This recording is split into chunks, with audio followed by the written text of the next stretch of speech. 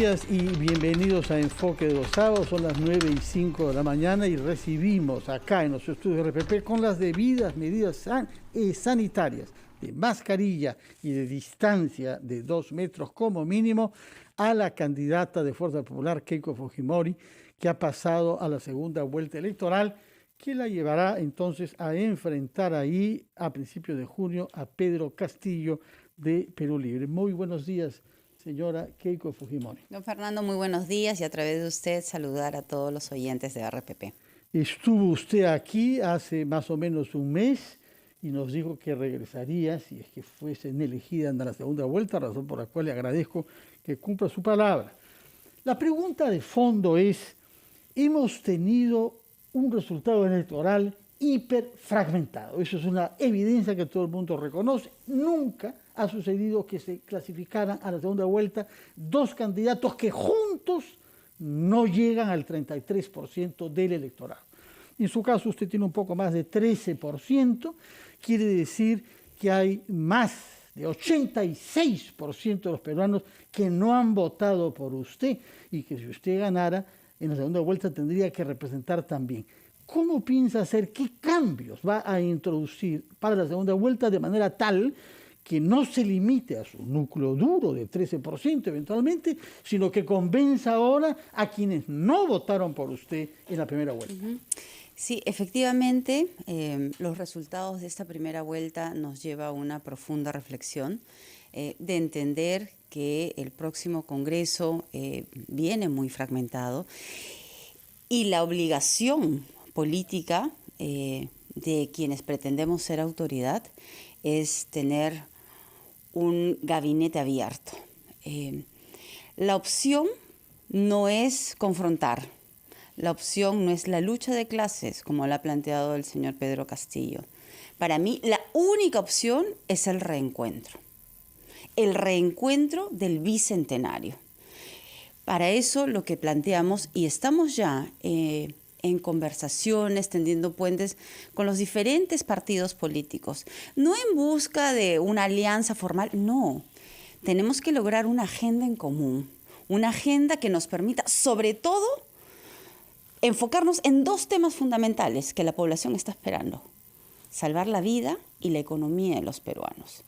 En eso estamos buscando sobre todo las coincidencias que haya con los otros grupos políticos, con los otros candidatos presidenciales, para poder complementar nuestro plan de gobierno con todas estas ideas que han ido saliendo en esa primera vuelta. Entonces, mi primer compromiso, Fernando, es abrir las puertas del partido, es convocarlos a todos, no solamente a los dirigentes políticos, sino también a los dirigentes gremiales, sindicales, a los dirigentes de base. Ayer estuve con las madres de los comedores populares. Es una obligación generar un consenso fundamental y lograr este reencuentro del bicentenario.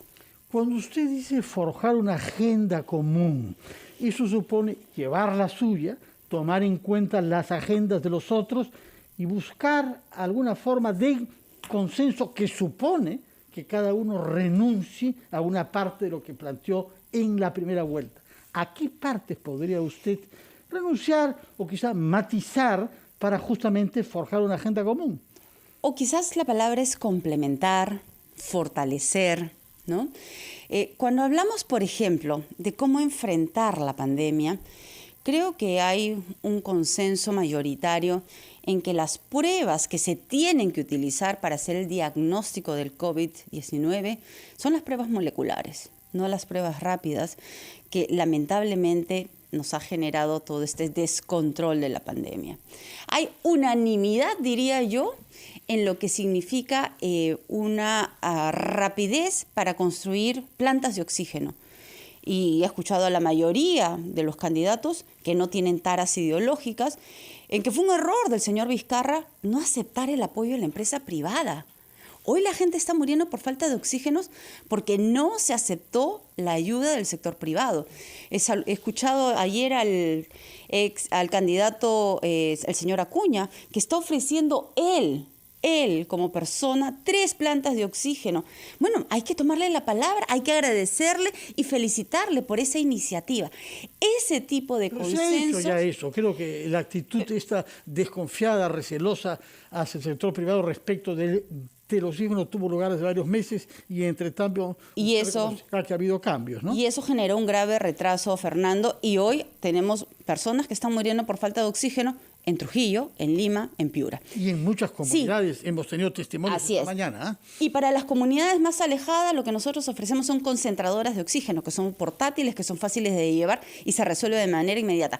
Pero esa tara ideológica de no permitir... Fáciles de llevar, pero permítame decirle, no fáciles de introducir al país, porque requieren trámites y requieren firmas de químicos farmacéuticos. Lamentablemente me consta a mí por empresarios que me lo han dicho directamente. Y ahí habrá que hacer cambios en Digemit, porque también le han puesto muchas trabas para poder introducir todas estas concentradoras. Pero esas taras ideológicas, Fernando, que llevaron primero a un retraso en la construcción de plantas de oxígeno con el apoyo del sector privado y la sociedad civil, lo hemos visto también en las vacunas, ¿no? Cuando hay, digamos, interés de los gobernadores regionales, los gobiernos locales, las iglesias, la empresa privada que quiere colaborar de manera gratuita, no se les ha permitido. Entonces, yo creo que aquí no es una competencia entre el Estado y el sector privado, no, es la suma de esfuerzo. Y este concepto es el que nosotros planteamos. No planteamos la confrontación y la lucha de clases, como plantea el señor Castillo. Nosotros planteamos la integración de todo aquel peruano que se quiera sumar para poder traer plantas de oxígeno y las vacunas y poder lograr la vacunación este año. Bueno, vuelvo a su idea de base, tal como la ha enunciado, una agenda común sobre 2 grandes ejes, economía y salud. ¿Dónde quedó la seguridad ciudadana? Que era, sin embargo, un tema de campaña que le permitió acuñar esta fórmula mano dura. Veo que no la usa tanto, ¿no? No, por supuesto que la estamos usando. No digo que la mano, pero el concepto. Además, en el caso del programa de seguridad ciudadana nos acompaña Fernando Rospigliosi y también ahí hay un gran consenso de la experiencia, ¿no? El expertise que tiene Fernando más allá, digamos, de la crítica política que él ha hecho con nosotros. Entonces, nosotros desde ya el equipo de plan de gobierno hemos planteado esta apertura. Se convocará más allá de la posición política, más allá del color. Lo que nosotros priorizaremos es su capacidad de gestión, es la experiencia que traen y sobre todo el hecho de poder hacer y tomar medidas desde el día 1 de gobierno. Para el tema de seguridad ciudadana, volviendo a su pregunta, planteamos la propuesta Distrito Seguro, enfocándonos en esos delitos cotidianos, diarios del robo del celular o el robo de la cartera, que tanto daño hace, pero que lamentablemente incluso la población ya ni siquiera hace la denuncia por la falta de confianza en nuestro sistema. Tenemos que fortalecer la Policía Nacional, fortalecer las comisarías llevando a los mejores cuadros para hacer una investigación criminal adecuada y celera. Tenemos que mejorar los patrullajes inteligentes para lograr un mejor mapa del delito y tomar medidas de prevención. Y tenemos que acercar la policía a los vecinos, a la ciudadanía, a través de las juntas vecinales, a través de las organizaciones de base, de tal manera que se puedan tomar medidas preventivas, ¿no? Si es que hubiese algún sospechoso, estar atentos para que la policía, junto con el apoyo del Serenazgo, puedan tomar medidas de prevención. De manera que la agenda común que usted quiere contribuir a que se geste para su candidatura tiene 3 ejes, no 2. Economía, salud y seguridad ciudadana. Podemos también agregar educación, que es algo fundamental, sobre todo si es que vemos que la educación es la inversión más importante para que los niños tengan mejores oportunidades. Pero en estos momentos lo urgente, diría yo, es salvar la vida y la economía de los peruanos, porque la gente está muriendo no solamente por la enfermedad, por la falta de atención, sino también está muriendo de hambre, ¿no? Y eso es algo que tenemos que entender y por eso tenemos que reactivar rápidamente nuestra economía. En simultáneo nos preocuparemos por los temas fundamentales, que es la educación y que es también la seguridad ciudadana.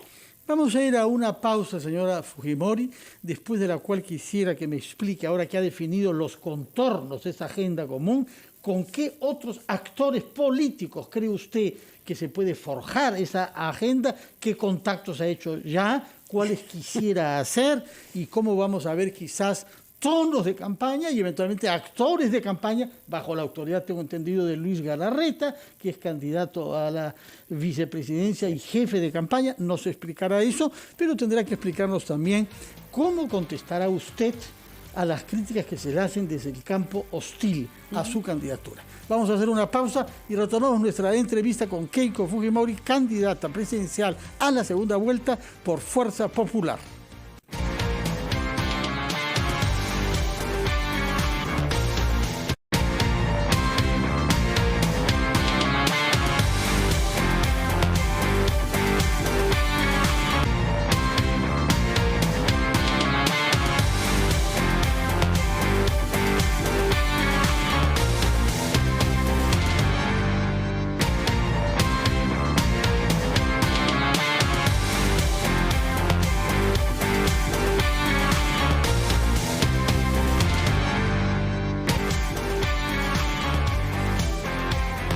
Son las 9:18 de la mañana, estamos entrevistando a la señora Keiko Fujimori, que nos ha explicado su agenda para la segunda vuelta, una agenda que ella quiere consensuar con otras fuerzas políticas, nos dirá, y abundaremos en algunos aspectos de ellas, como el aspecto económico, pero antes de entrar a eso, quisiera ver la otra parte de la actividad política, que es contrarrestar las críticas que van a hacer contra usted y lo que en algún momento usted misma llamó la mochila que usted carga.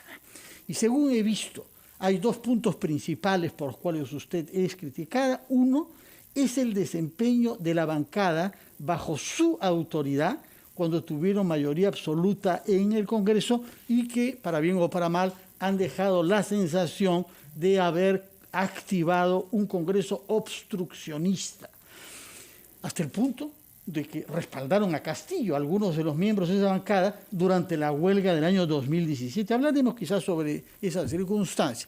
Entonces, la primera crítica es: ¿qué garantías hay de que una lideresa política que no pudo dirigir de una manera constructiva, como está exhortando a usted ahora a hacerlo, en su momento va a poder dirigir un Estado?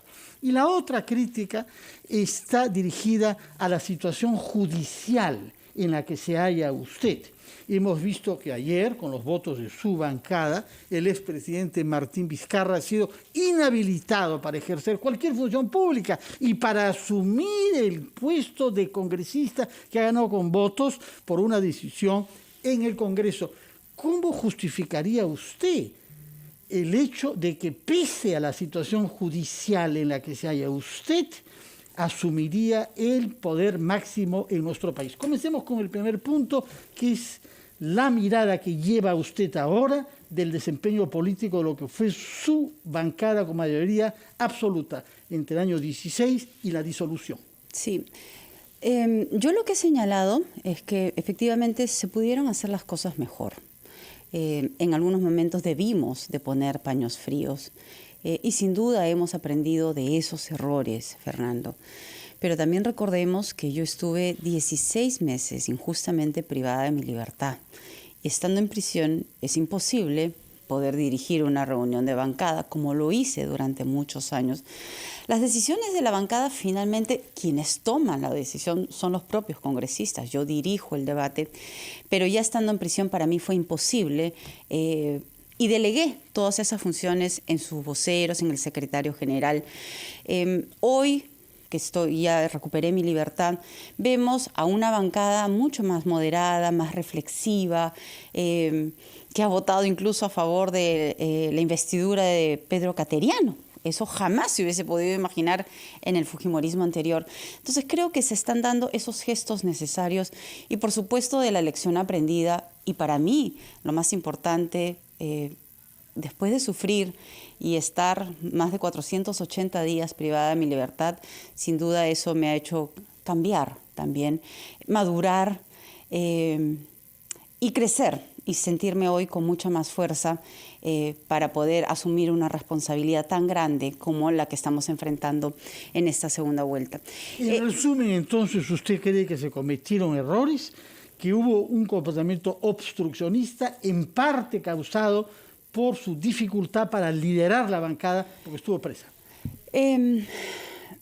Yo he reflexionado también y he señalado que se debió hacer un recuento de los votos en la segunda vuelta, sobre todo para que el grupo político, yo hice una conferencia de prensa 5 días después de la elección para reconocer los resultados, pero creo que para el grupo político hubiese sido mejor.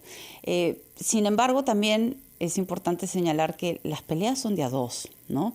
Entonces, las amenazas de que se iban a robar congresistas vinieron también de parte del señor Kuczynski, dando entrevistas desde cuando él estaba en España. Entonces, sí creo que desde ambos lados tuvimos que tener esa capacidad de pasar la página del proceso electoral y ya enfrentar las responsabilidades que a cada uno de los partidos le correspondía. Señalo, sí, de parte de Fuerza Popular hubo errores que se pudieron evitar y eso lo lamentamos muchísimo. ¿Cuáles fueron esos errores? Yo creo que uno de los más graves fue cuando el señor Fernando Zavala fue a hacer una cuestión de confianza. Él ya tenía, es más, él fue elegido y digamos se le dio el voto de investidura con la mayor cantidad de votos en la historia, ¿no? Con el respaldo de Fuerza Popular. Pero cuando él fue al Congreso a pechar para hacer una cuestión de confianza por uno de los ministros, ahí nosotros debimos decir, basta ya de confrontación, debimos poner paños fríos y darle el voto de confianza. Pero lamentablemente no se hizo así. Muchas bancadas, incluida la nuestra, no le dio el voto de confianza y por eso cayó el señor Fernando Zavala. Yo creo que ese fue un error. Ahora bien, Zavala cayó, usted no lo ha dicho explícitamente, por un tema que tenía que ver con la política educativa. Sí. Justamente. En particular por el enfoque de género. Y resulta que este tema reaparece en esta campaña. Y curiosamente, ese es un tema en el que usted coincide con el señor Castillo, que también tiene sobre esas materias posiciones conservadoras. ¿Piensa usted que fue un error tener una actitud tan hostil a lo que era la política que promovía el Banco Mundial y los países desarrollados, de actuar de manera tal que nuestros niños no sean educados como he sido educado yo, y sabe usted también, en una visión machista del mundo? A eso se le llama enfoque de género, que sin embargo fue satanizado. Y ustedes adhirieron a esa hostilidad. ¿Eso fue un error? Antes de contestar su pregunta, Fernando, usted ha mencionado en una reunión de la bancada con el señor Pedro Castillo. Yo quiero señalar que el señor Pedro Castillo pidió reuniones con varias bancadas que estaban representadas en el Congreso de la República, entre ellas la bancada de Fuerza Popular. Y como corresponde cuando hay una crisis social, nuestro grupo político lo recibió formalmente en las instalaciones de la bancada, lo recibieron los miembros de la Comisión de Educación y también los voceros. Y luego salieron a dar las explicaciones del caso, como sucedió con diferentes grupos políticos. ¿Okay?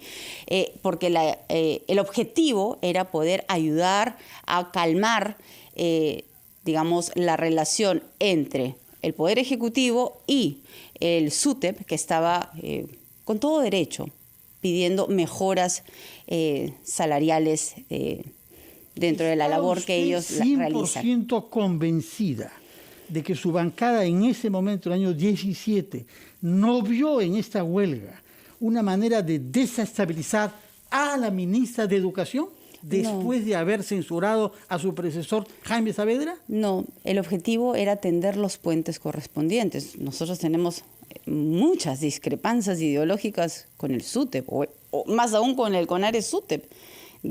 Que podríamos... Eso es lo que llama la atención, porque los nexos entre Pedro Castillo y Héctor Becerril fueron patentes y no los ocultaba el señor Castillo en ese momento. El señor Becerril en ese momento era vocero alterno y le correspondía, en su cargo y en su responsabilidad, recibir a quien en ese momento estaba liderando la huelga. Aquí no se trata de dos personas que se conocían antes, no. Era una relación debido a la crisis que se tenía que resolver y desde Fuerza Popular el objetivo era ayudar. Pero vamos a pasar ahora al tema de fondo, que es el de la política educativa y el enfoque de género. Así es. Nosotros, y yo lo he dicho en varias oportunidades, es más, en el debate del jurado, yo lo que he señalado es que lamentablemente lo que nosotros buscamos, que es la igualdad de género en la que estamos de acuerdo, viene camuflado y quieren tratar de meterlo como la ideología de género. ¿Quién quiere tratar de meterlo? Hay algunos expertos y técnicos dentro del Ministerio de Educación que están tergiversando, ¿no?, lo que nosotros defendemos como igualdad de género, que son los derechos que se tienen que respetar y que los niños deben entender que hay igualdad de derechos entre las niñas y los niños, entre hombres y mujeres.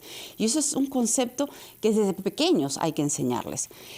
Pero la ideología de género plantea que las personas no nacen hombre o mujer, sino que el género se escoge a lo largo del camino. Y eso es muy peligroso para enseñarle a nuestros niños desde tan pequeña edad. ¿Esa tesis estaba en los manuales de nuestro ministerio?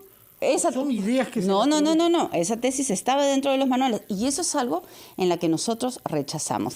La Constitución señala claramente que los padres de familia tienen el derecho y el deber de participar en la educación de sus hijos y por eso hemos señalado que hay que hacer una revisión de los textos sobre este tema de la ideología de género para convertirlo en igualdad de género, la cual nosotros defendemos, y también revisarlo. Usted llama eso un enfoque de género. Sí, pero desde el punto de defensa de la igualdad de género. Pero también revisar los textos sobre cómo cuentan a los niños lo que fue el terrorismo. Y tiene que decir claramente la palabra terrorismo. No puede decir conflicto interno. No se excluye una con otra. Es un concepto del derecho humano internacional. Sí. Derecho humanitario internacional. Lo que no excluye que haya habido terrorismo, ¿no? Exactamente. Y eso hay que señalarlo con claridad en los textos educativos para que nuestros niños aprendan, sobre todo pensando en el futuro, para que estos sucesos tan terribles que sucedió en nuestro país nunca más vuelva a suceder. De acuerdo. Tenemos que hacer una pausa, señora Fujimori. Sí. Nos ha explicado entonces lo que piensa usted sobre lo que fue el desempeño de su bancada y el suyo en el ejercicio de su autoridad ante ella. Falta la otra pregunta que le formulé, es su situación judicial. Claro, y de qué manera su actividad política perturbaría el normal desarrollo de la justicia en su caso. Vamos a hacer una pausa y retomamos nuestra entrevista con la señora Keiko Fujimori, candidata de Fuerza Popular.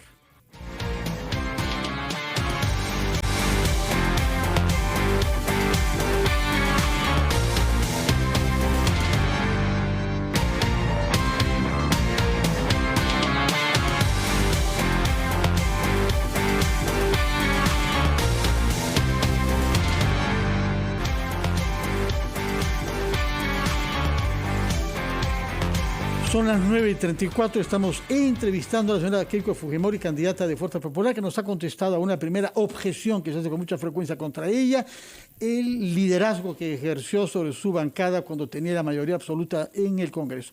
El otro gran reproche que se hace es su situación judicial, que sabemos está implicada en un caso por enriquecimiento ilícito y paralelamente han habido otros casos que tienen que ver con su partido, como el del ex secretario general Joaquín Ramírez, al que se hacen reproches de otro tipo. Entonces quisiera que nos dé una garantía de que su poder político no lo va a usar usted para beneficiarse a usted y a los suyos en materia judicial. Sí, una precisión, don Fernando, no soy procesada por enriquecimiento ilícito. Es más, dentro del proceso de lavado de activos, a mi esposo y a mí se nos ha hecho una pericia contable de 10 años, donde se han analizado todos nuestros ingresos y egresos, y los 5 peritos de oficio del Ministerio Público... Permítame que lo formulen a la manera del fiscal. Sí. Está usted procesada por ser la jefa de una organización criminal. Y rechazo esa afirmación.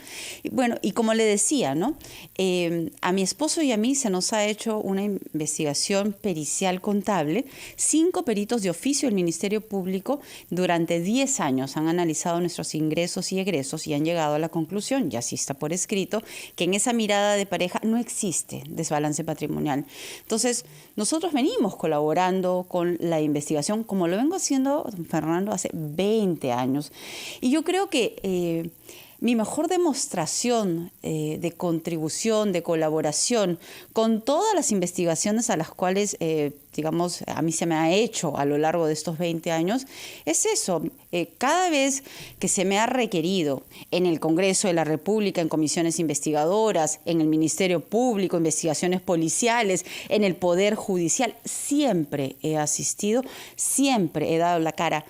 3 veces me han detenido. La segunda y la tercera vez que a mí me llevan en prisión preventiva, yo sabía que eso iba a ocurrir. Fui y me entregué. Es más, la tercera vez estaba en casa de mi madre y le dije a mi esposo, llévame, porque el juez va a ordenar mi prisión.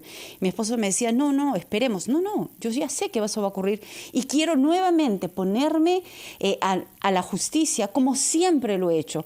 Por eso es que yo digo, mis 20 años de colaboración frente al sistema de justicia es la mejor carta y la mejor fe. Todo eso ha tenido lugar mientras era una ciudadana de a pie o una eventual parlamentaria, pero es una figura inédita que fuese usted elegida presidenta de la República teniendo esta situación judicial. Y entonces, en la segunda prisión se me acusó de una posible obstrucción a la justicia utilizando el poder. Todo eso fue desacreditado a través de la resolución del Tribunal Constitucional cuando se me da la libertad en la segunda oportunidad. Y luego también en la tercera vez que estuve en prisión, cuando la Sala de Apelaciones finalmente me libera en mayo del año pasado. Don Fernando, yo lo que pido es, así como yo he sido respetuosa de colaborar con todas las investigaciones, yo también pido que no haya interferencia de parte de los órganos de justicia en un proceso electoral que debe ser transparente, objetivo y donde la competencia es entre el señor Pedro Castillo y quien habla. Y esperamos que así sea. Yo no espero estar debatiendo no solamente con Castillo, sino con un fiscal. No, yo creo que los peruanos tienen el derecho de escuchar las propuestas que ambos candidatos tenemos y que no se siga judicializando la política. Pero en todo caso, el juicio que está en curso ahora, ¿qué situación lo afectaría si usted fuese presidenta desde el 28 de julio? De mi lado siempre ver el absoluto respeto, Fernando, a que las investigaciones y todos los procesos... No va a gozar de una inmunidad del cargo y no va a poder en consecuencia haber procedimientos judiciales. Pero los procesos pueden continuar. Ahí le corresponderá a los abogados. Quien habla, soy administradora de empresa, no podría hacer la precisión cómo va a continuar los procesos. Pero yo recuerdo que, por ejemplo, el proceso de Cecilia Chacón, siendo ella congresista y en ese momento había inmunidad, el proceso de toda su familia continuó, ¿no? Entonces, dejemos ahí que los expertos legales y constitucionales se pronuncien. De mi parte, y lo he venido demostrando todos estos años, existe la mejor predisposición para colaborar, para que todo esto se aclare, como lo he hecho, para que nosotros podamos, para que los peritos puedan hacer el análisis pericial. Mi esposo y yo hemos entregado más de 8.000 páginas para que ellos puedan hacer un buen análisis de todos los temas contables. Y así lo hemos venido haciendo cada vez que se nos ha requerido. A propósito de las relaciones entre procedimientos sancionadores y política, ¿hubiera votado a favor de inhabilitar al señor Vizcarra el día de ayer, si usted fuera congresista? Lo que se ha evidenciado el día de ayer es que ha habido pues un aprovechamiento de su cargo para poder beneficiarse de la vacuna. Y se evidenció también la mentira del señor Vizcarra. La votación es contundente. Sí, ¿no? Pero usted, porque ha mencionado dos hechos que son evidentes, sí, pero ¿ellos constituyen una violación de la Constitución? Yo creo que sí, y así lo señalan los expertos. Y sí, mi voto hubiese sido igual que el de mi bancada. De acuerdo. Bueno, entonces vamos a hablar ahora, una vez que usted se ha comprometido teniendo poder político, permitir que la justicia, en su caso y en el de sus allegados partidarios u otros, continúe. Vamos al fondo de las propuestas de esta agenda. Comencemos por el aspecto económico. El Perú necesita un esfuerzo vigoroso para reactivar su economía y crear empleo. Y nuestro recurso en este momento más importante en términos de exportación, es la minería, que ha sido satanizada por muchos y que, sin embargo, nos está ofreciendo una circunstancia excepcional ligada al precio internacional del cobre. ¿qué propondría usted a los pobladores de esas zonas donde hay proyectos mineros que han votado mayoritariamente por Pedro Castillo? ¿Qué es lo que se ha hecho mal o qué es lo que se ha comunicado mal para que ahí donde hay riqueza minera que se crea no haya la percepción de las comunidades de que eso es algo positivo para el país, pero también positivo para ellos? La reactivación económica es fundamental para poder generar puestos de trabajo y para poder seguir haciendo obras sociales a nivel nacional. Entonces, para esto, no solamente en el modelo político, nosotros proponemos un reencuentro, mientras el señor Pedro Castillo propone la confrontación y la lucha de clases. Cuando vamos al tema económico, Fuerza Popular propone mantener una economía social de mercado, promover las inversiones, la micro, pequeña, mediana y grandes inversiones, mientras que el señor Pedro Castillo propone la expropiación de las empresas privadas. Entonces, creo que es bien claro, ¿no? Economía social de mercado versus comunismo, ¿no? Y apoyar a los empresarios versus expropiarlos. Yo no estoy atacando, lo que estoy haciendo es confrontando las ideas y creo que el pueblo peruano tiene que saber exactamente qué propone cada uno de los candidatos. ¿Cómo vamos a apoyar a las empresas? Pues generando predictibilidad, señalando las reglas claras. Y por eso nosotros hemos dicho que vamos a defender la Constitución, sobre todo en el capítulo económico.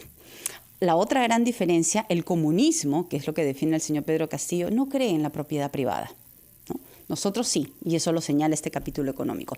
¿Cómo hacer para que las inversiones, sobre todo en el sector extractivo, tengan un mayor apoyo de la población? Yo creo que lo que ha venido ocurriendo en los últimos años es que el Estado ha dejado abandonado a la población y frente a los conflictos sociales decidió mirar de costado o hacerse de la vista gorda en vez de salir, hablar, aclarar, defender los intereses de la población, defender el medio ambiente, y eso no ocurrió. ¿Qué proponemos desde Fuerza Popular? Tener una actitud mucho más proactiva y asegurarnos que la población y en las zonas de influencia sientan los beneficios haciendo obras. ¿Qué es lo que requieren las personas, los agricultores? Primero, la garantía de que el agua se debe dar para el consumo humano y para la agricultura. Eso tiene que estar claramente establecido. En segundo lugar, el apoyo a la agricultura tiene que ser construyendo reservorios, haciendo canales de irrigación, llevando los tractores como antes se hacía al campo directamente, el riego tecnificado, semillas mejoradas, los técnicos que los ayuden, no solamente en la productividad, sino en sacar sus productos, en encontrar nuevos mercados. Pero lo que no puede pasar, que ha venido ocurriendo, es la ausencia del Estado, que se sientan abandonados por años y ahora doblemente por la pandemia. Eso tiene que parar. De acuerdo, vamos a hacer una pausa y después de ella vamos a hablar un poco más sobre temas económicos, porque no hemos mencionado el empleo, pero también sobre temas graves como la corrupción y su percepción de su adversario. No se trata de, usted dice, hablar mal de él, pero sí saber con quién estamos compitiendo. Vamos a hacer una pausa y retomamos nuestra entrevista con la señora Keiko Fujimori, candidata de Fuerza Popular. 9:50, estamos ya entrevistando a la señora Keiko Fujimori, candidata de Fuerza Popular, y debía terminar de hacernos algunas precisiones sobre el programa para reactivar. Nos ha hablado de la mala situación de muchos compatriotas, incluidos algunos que viven cerca de zonas donde hay inversiones mineras. Pero ¿qué se puede hacer? ¿En qué sentido podemos, por ejemplo, modificar la manera como se usa o no se usa el canon? Yo creo que más allá de modificar el canon, lo que tenemos que tener es instituciones mucho más eficientes. Por ejemplo, ¿no? Nosotros planteamos la construcción de muchas obras, pero obras que le den calidad de vida a las personas. Entonces, esto se puede hacer a través de programas, por ejemplo, el INFES, la construcción de 3.000 colegios, hacerlo de manera estandarizada y con mucha velocidad, a través del programa Pronamach para la construcción de reservorios y canales de irrigación. En el campo lo recuerdan mucho, el programa COFOPRI, que va a permitir en la entrega de títulos de propiedad. El programa PRONA, para poder ayudar a todos los comedores populares e incluir, justo ayer hablábamos, a las ollas comunes. Todo este tipo de inversión de calidad, agua, pistas, veredas, muros de contención, va a generar 2 millones de puestos de trabajo. En simultáneo, Fernando, es fundamental darle un apoyo a los emprendedores. Nuestra economía, nuestro país, en un 70-75% trabaja en la informalidad. Y son los micro y pequeños emprendedores los que han sido más golpeados en esta pandemia. ¿Qué planteamos con Nano Guerra García? El apoyo, la creación de la CONAFOR, la Comisión Nacional para la Formalización, 2 años de 0 impuestos y luego, de manera progresiva, ellos irán contribuyendo con nuestro país. Licencia 0, los primeros trámites, tanto en municipalidades como en ministerios, no se debe cobrar. De esa manera ellos van a sentir nuestro apoyo.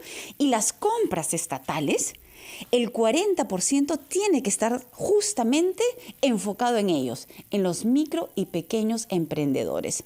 De esta manera ayudaremos a que ellos poco a poco puedan ir mejorando y logrando una mejor productividad. Entonces, ¿cómo reactivamos la economía? Confianza, el apoyo a los emprendedores, miles de obras que generarán 2 millones de puestos de trabajo.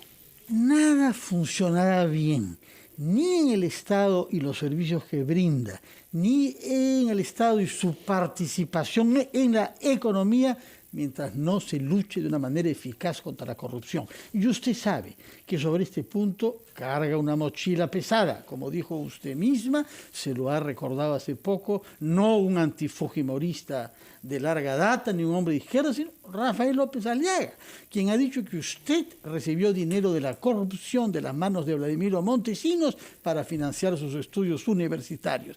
Dado que hay esta imagen en un sector del electorado, ¿qué garantías institucionales daría usted si fuera presidenta para que la lucha contra la corrupción se haga de la manera más severa y más independiente posible de todo tipo de interés político? ¿Cómo podría disociar su propio poder político de una acción eficaz contra la corrupción? Varias reflexiones sobre lo que usted ha ido mencionando alrededor de la pregunta. Es verdad que la corrupción atacó al gobierno de mi padre. Fuerza Popular todavía no ha tenido la oportunidad, ¿no?, de ejercer el cargo de gobierno. Pero la corrupción no nace en el gobierno de Alberto Fujimori, ¿no? El problema de este flagelo es transversal y lamentablemente viene atacando a diferentes gobiernos a lo largo de muchísimas décadas.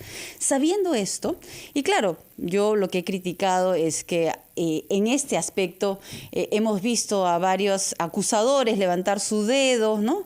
Pero todos los grupos políticos lamentablemente se han visto afectados a través de los diferentes gobiernos, sobre todo en los últimos 20 años. Entonces, el tema de la lucha contra la corrupción tiene que ser muy fuerte. Y para eso lo que hay que hacer es empoderar al ente, sobre todo más importante, que es la Contraloría, y darle capacidad sancionadora y darle control concurrente para que puedan sacar a los funcionarios de encontrar evidencias en los procesos que se están llevando a cabo. En tercer lugar, nosotros hemos planteado transparencia 100%. Las herramientas virtuales, debido a la pandemia, nos permiten justamente tener mayor transparencia también en los procesos.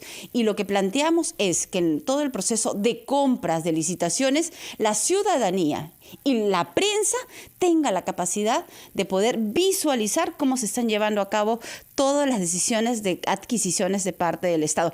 Y en cuarto lugar, tenemos toda una lista, pero no sé que el tiempo nos es corto.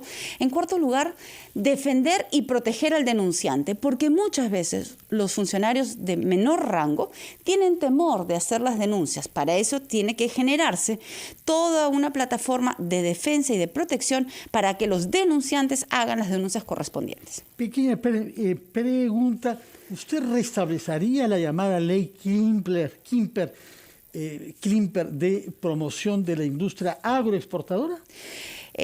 No es una ley que tiene nombre propio. Bueno, la ley fue promovida por él cuando era ministro de Agricultura de su padre, ¿no? La ley de promoción agraria es perfectible, ¿no? Lamentablemente, al dejarse llevar por posiciones tan radicales, en vez de mejorarla, se anuló.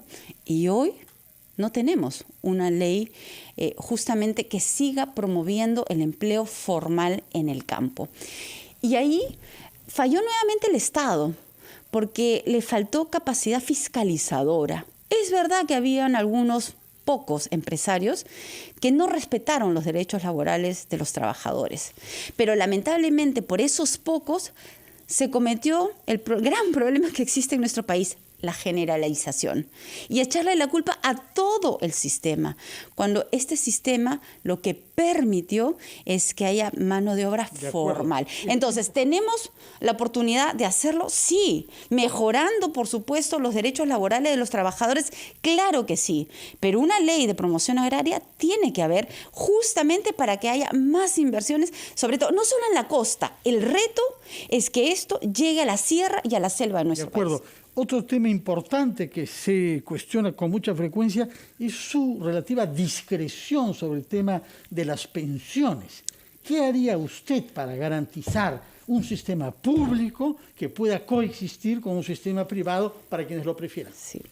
Y aquí mi crítica va primero al Congreso de la República, porque a veces con actitudes populistas, ¿no?, que lo que buscan es, si un trabajador saca en estos momentos su pensión, nadie les ha dicho a ellos de qué van a vivir el día que ellos se jubilen. Entonces, una salida populista no es la mejor manera de resolver el problema con una mirada de largo plazo. Entonces, el sistema tiene que verse de una manera integral. La ONP siento que es muy rígida. Hay que ver de qué manera se puede flexibilizar.